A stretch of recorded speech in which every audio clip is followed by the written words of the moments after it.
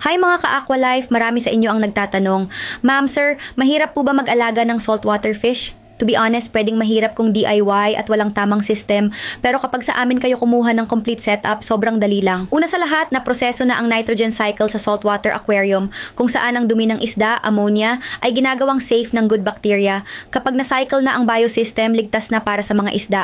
Sa amin, cycled na ang biosystem ng setup, kaya less hassle, ready to keep agad. Pangalawa, may kasama kayong step-by-step guide at video. Kung first time nyo sa saltwater, don't worry, may instructions po kayo na super dali sundan. Ipapakita namin paano alagaan, anong schedule ng maintenance.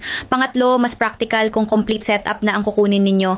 Bakit pa kayo magta-trial and error, 'di ba? Kapag kumpleto na, wala na kayong iintindihin sa compatibility, filtration, nitrogen process or lighting. Ang gagawin nyo na lang ay magpakain, mag-top up ng tubig at mag-enjoy sa saltwater aquarium nyo. Ma'am, mahal po ba maintenance? Actually, hindi.